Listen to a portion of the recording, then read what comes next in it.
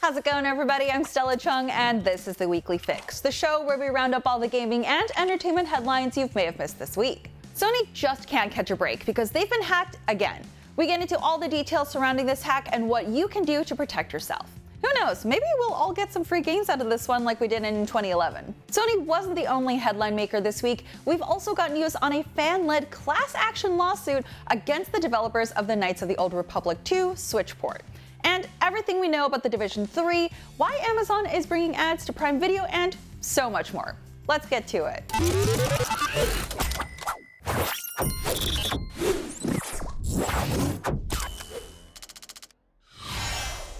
If you have a PlayStation Network account, go change your password ASAP because a ransomware group is claiming to have hacked all of Sony systems and is trying to sell the data.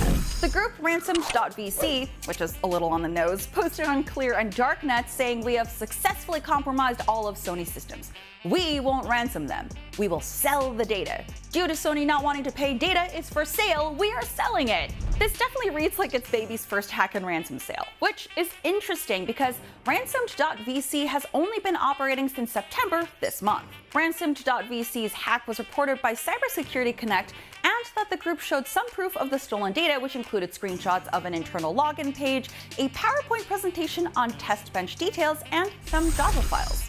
Cybersecurity Connect stated that the information wasn't particularly compelling, and the file tree the ransom group posted of the entire leak is less than 6,000 files for all of Sony systems. Even though the group was very loudly exclaiming the data is for sale, there's no actual price set for the files.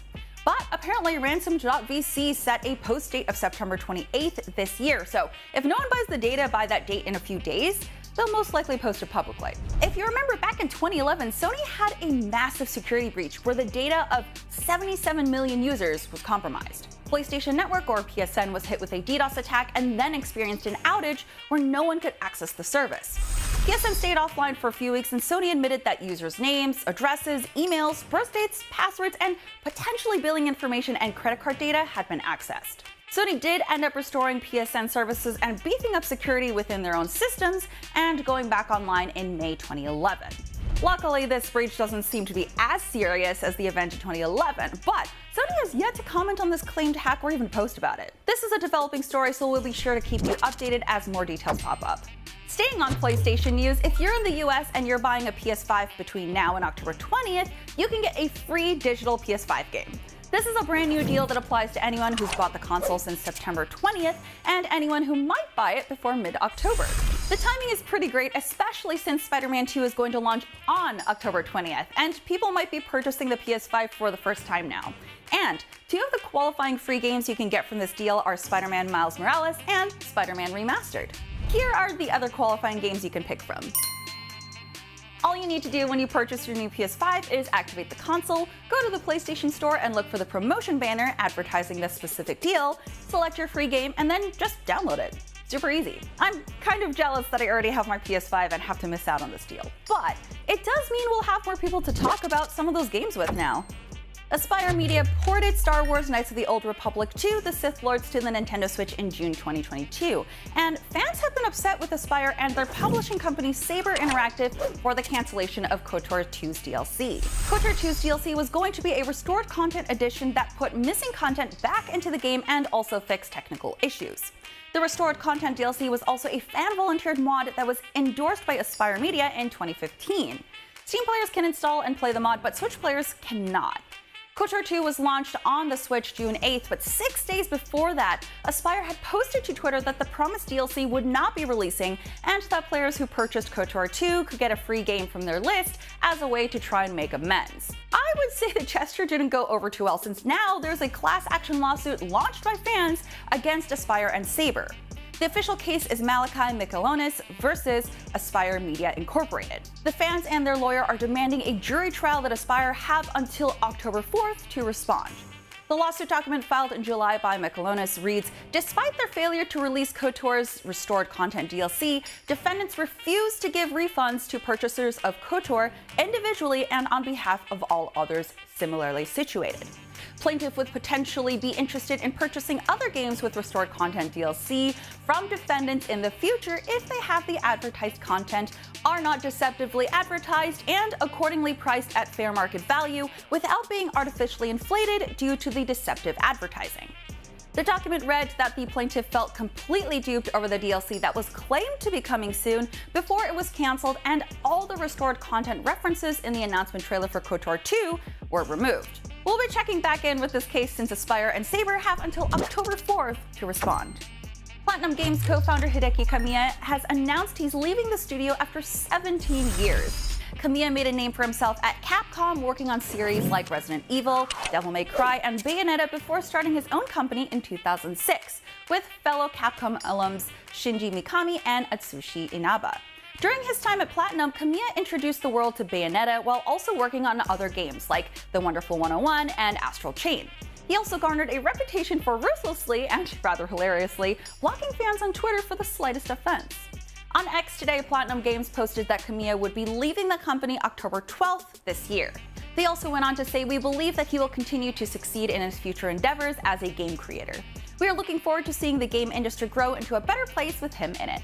We wish him all the best for the future." Kamiya also posted that his leaving was after a lot of consideration on his own beliefs, and that it was not an easy decision. The good news is that Kamiya said he would continue to create in his own Hideki Kamiya way. So, it doesn't seem to be the end of video game development for Kamiya. Or, hey, I mean, maybe he'll branch out into other mediums. Ubisoft has confirmed Tom Clancy's The Division 3 is now in development at Massive Entertainment. The Swedish studio, currently working on Star Wars Outlaws and Avatar Frontiers of Pandora, also brought us The Division 1 and 2. Ubisoft said Massive is now building a team for the third game in the series. Star Wars Outlaws creative director Julian Garrity has become executive producer for the Division franchise, which has nearly 40 million players across all games. Garrity will now oversee all the Division products. A press release says, "This announcement represents Ubisoft's dedication to the longevity of the brand." Garrity will remain on Star Wars Outlaws through launch, quote, "to ensure the game meets the intended creative vision and provides a great experience for players." Garrity himself said, "There are only a few games that I can genuinely say blew me away the first time I saw them, and Tom Clancy's The Division is one of them. I was immediately hooked, like so many others who are part of our devoted player community. It's a privilege and an honor to be able to continue to build incredible and unforgettable experiences in this amazing world with the most talented teams around the world, and I can't wait for what's next." Tom Clancy's The Division launched in 2016, following a headline-grabbing gameplay reveal at E3 2013 that heralded the arrival of Ubisoft's new Snowdrop game engine. The Division 2 launched in 2019. However, it failed to replicate the success of its predecessor, with Ubisoft later admitting the sequel underperformed commercially. A free-to-play spin-off, The Division Heartland, is due out some point next year. IGN fans seem happy about this news. In a poll on the site today, 84% of respondents said they can't wait to play The Division 3. Ubisoft has not announced a release window at this time. Moving on, today's Xbox digital broadcast from Tokyo Game Show highlighted a slew of titles heading to the Game Pass subscription service in the coming months. They range from first-party games like Forza Motorsport to pixel art adventures and day-one major releases from the Yakuza franchise. For starters, the original Phoenix Wright Ace Attorney trilogy lands on Xbox consoles and PC, courtesy of Game Pass next week, featuring 14 cases spread across 3 games. Turn 10 Studios' Forza Motorsport parks as a day-one Game Pass title on PC and Xbox Series X and S early next month. Today's broadcast gave us a look at the new cherry blossom-filled setting of Japan's Hakone racecourse, along with the news that players who pre-order the game will gain access to the 2024 Chevrolet Corvette E-Ray as an added perk for use in Forza Horizon 5. Minako's Night Market will ask players to solve puzzles, explore, craft items, and compete in a range of games and other activities when it comes to Game Pass in October, 1 month after its initial release on Switch and PC. Yakuza fans can pick up Kiryu's story when Like a Dragon Gaiden, The Man Who Erased His Name, launches as a day-one Xbox Game Pass title on November 9th, later this year. This entry follows the legendary Yakuza's tale after the events of Yakuza 6, The Song of Life, when Kiryu was forced to fake his death and disappear in an attempt to keep his family safe. The historical samurai spin-off, Like a Dragon Ishin, will also be coming to Game Pass later this year, though no release date was given during the broadcast. Atlas's tactical spin-off, Persona 5 Tactica, got a brand new trailer ahead of its Game Pass debut on PC and Xbox on November 17th. The remake of 2006's Persona 3 also got a new trailer. It lands on Game Pass early next year. Looking further into the future, Ayuden Chronicles 100 Heroes, Rabbit & Bear Studios' spiritual successor to the classic Suikoden series, also received a new trailer showing off its grand story, turn-based combat, and charming 3D and pixel art fusion aesthetic ahead of its April 2024 Game Pass. The ever-reliable Bill Kuhn of Deal Labs has leaked upcoming PlayStation Plus games, this time with a couple of headliners for the Essential October lineup. According to Bill Kuhn, 2 of the 3 headliners are The Callisto Protocol and Farming Simulator 22. The third game remains a mystery. The Callisto Protocol is the spiritual successor to sci-fi horror classic Dead Space. It's definitely a fitting game to join the service during the spooky Halloween season. I played it, it's okay. I think you'll enjoy it a lot more playing it on PS Plus instead of buying it. The Callisto Protocol has been in the headlines recently after developer Striking Distance Studios laid off 32 employees in what was described as a move to, quote, realign the studio's priorities to better position its current and future projects for success. More recently, Glenn Schofield, who co-created Dead Space and directed the Callisto Protocol, left the company. Roughly a month after release, it was reported the Callisto Protocol failed to meet publisher, craft, and sales expectations. Now, Farming Simulator 22 is a couple years old now, but has a second big expansion due out in November, and it lets virtual farmers cultivate an agricultural empire in a brand new Central European map. Games in the Essential tier of PS Plus usually arrive on the first Tuesday of the month, which would be next Tuesday the 3rd. So look for an official announcement from Sony soon. Moving on, Red Dead Redemption 2 may launch on Nintendo Switch if a ratings board is to be believed. Twitter user NecroFelipe pointed out the Red Dead Redemption 2 listing on the Brazilian government's website. The listing, which is still online as of this taping, mentions Nintendo Switch under platforms alongside PlayStation 4, Xbox One, and PC. It's unclear when this listing was updated to include Nintendo Switch, and Rockstar has yet to comment. If accurate, it means Rockstar's open-world masterpiece is set for Nintendo's hybrid console. Of course, it's hard to imagine Red Dead Redemption 2 running natively on Switch, and we saw how Mortal Kombat 1 turned out. But given The Witcher 3 is available on the handheld, perhaps it's not such an outlandish thought. Alternatively, Rockstar may have a cloud version up its sleeve. Rockstar released a PS4 and Nintendo Switch port of the original Red Dead Redemption last month. It's a busy time for Red Dead Redemption 2 leaks. Last week's explosive Xbox leak revealed a Red Dead Redemption 2 next-gen update is apparently waiting in the wings. Should Red Dead Redemption 2 be officially announced for Switch, we'll share the news with you right here. And finally today, as Payday 3's matchmaking issues continue, its developer is looking into adding an offline mode. Payday 3 has suffered a disastrous launch, with severe online problems sparking a backlash from players. On Steam, the co-op heist shooter currently has a mostly negative user review rating. As of this taping, on September 26th, more people are playing the decade-old Payday 2 than Payday 3 on Valve's platform. As player complaints grew louder over the weekend, developer Starbreeze said on Twitter, quote, "The team is looking at possibility to add some sort of offline mode." Yeah, maybe games should have an offline mode. So what went wrong here? In a note to press, Starbreeze pointed its finger squarely at its third-party matchmaking partner. Starbreeze's statement reads, Payday 3 matchmaking infrastructure has not performed as tested and expected. Matchmaking software encountered an unforeseen error, which made it unable to handle the massive influx of players. A new version of the matchmaking server software was gradually deployed across all regions, leading to improved performance. However, a software update made by the partner during late Sunday again introduced instability to the matchmaking infrastructure. The partner continues to work to improve and stabilize Payday 3's online systems. The issue in question did not manifest during technical betas or early access due to the specificity of rapid user influx and load balancing. Starbreeze is currently evaluating all options, both short and long term. In the short term, this means Starbreeze's focus is to ensure the player experience. In the long term, this means evaluating a new partner for matchmaking services and making Payday 3 less dependent on online services. The head of Starbreeze also issued a new statement, which reads, "We are disappointed in the issues our player base has faced during our launch weekend, but we are confident in our core product and the quality of Payday 3, and all available metrics point to it. We have a lot of diligent and consistent work ahead of us to regain community trust, but we will work hard to do it." To that end, Starbreeze brought Payday 3 offline today, September 26th, to improve server and matchmaking stability. Payday 3 will again go dark this Friday, September 29th, for another round of upgrades. It's time to take a quick break, but when we come back, we're taking a closer look into Amazon bringing ads to their Prime Video service, what's in store for the future of Invincible, and details on the toxic Avenger reboot. Stay tuned.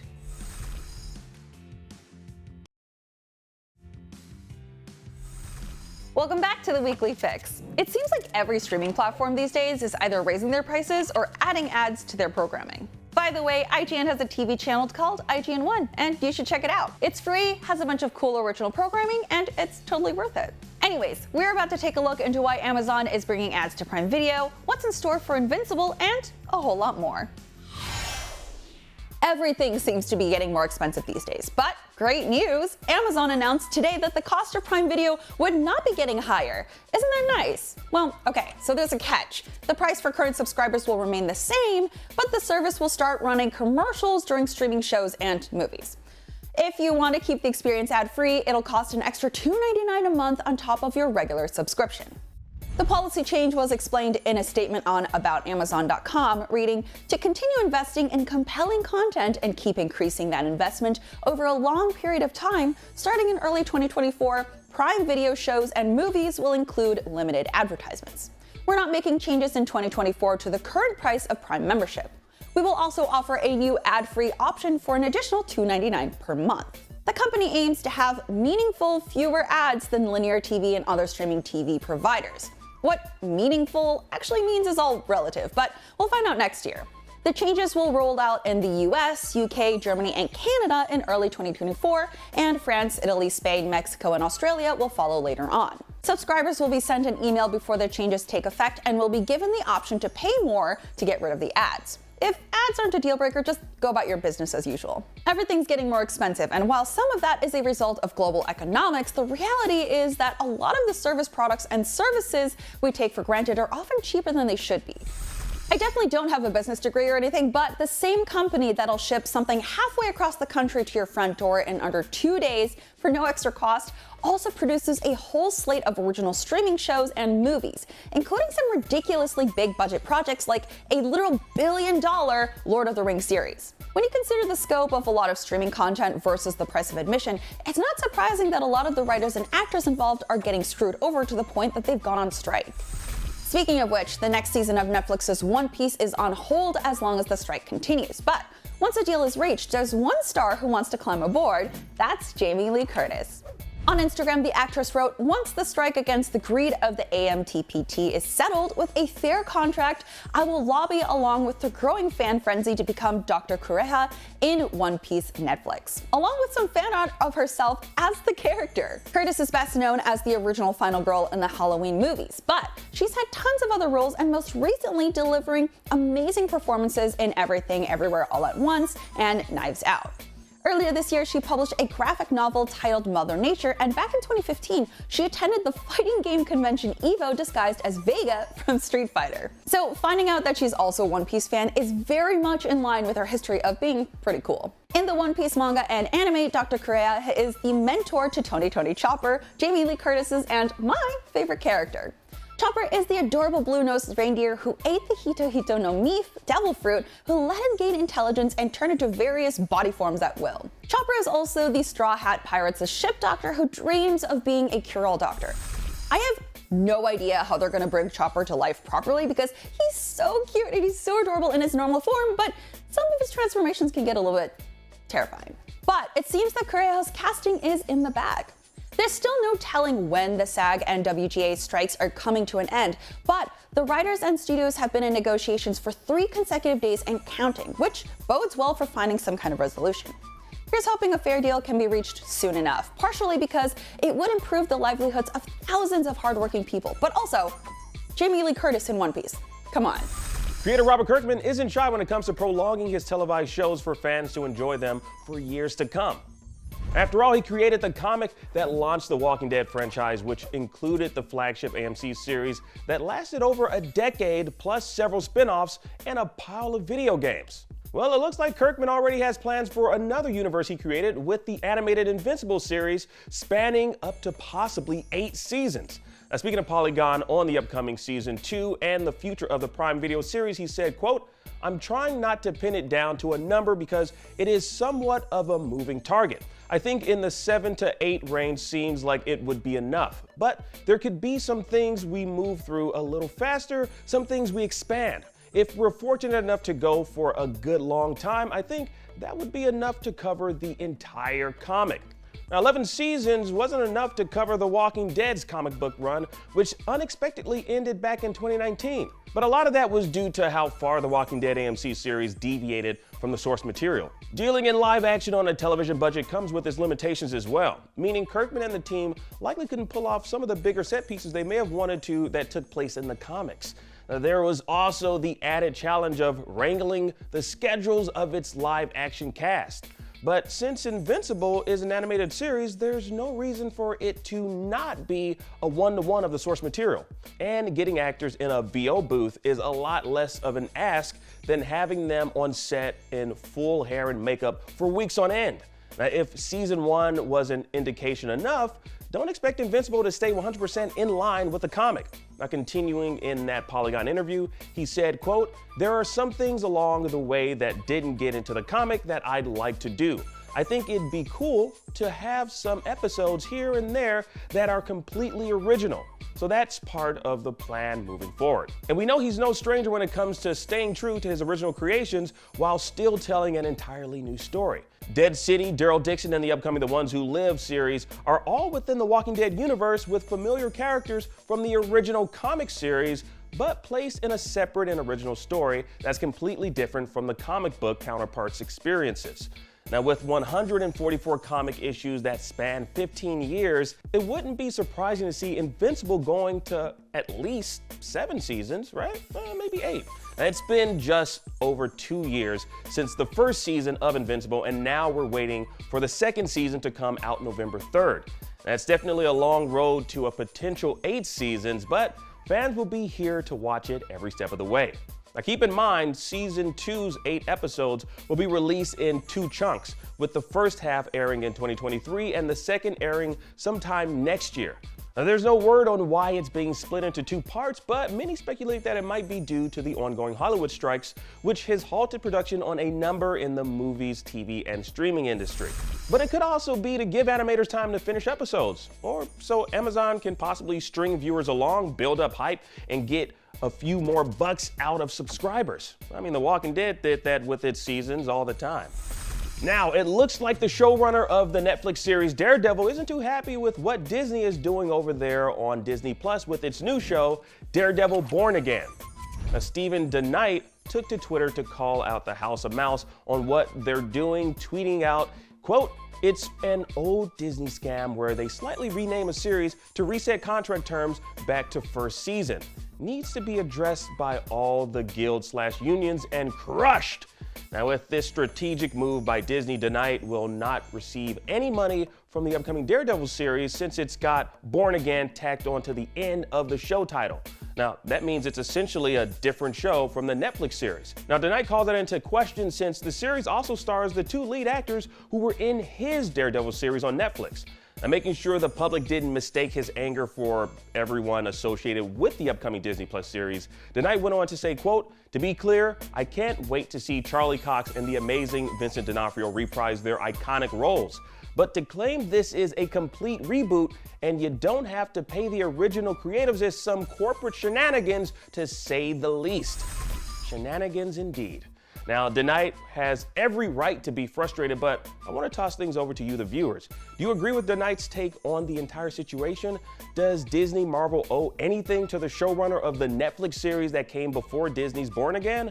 Now, the argument could be made that without the creative team that worked on the Netflix Daredevil series, Charlie Cox and Vincent D'Onofrio would never have been on Disney's radar to reprise their roles in the Born Again series.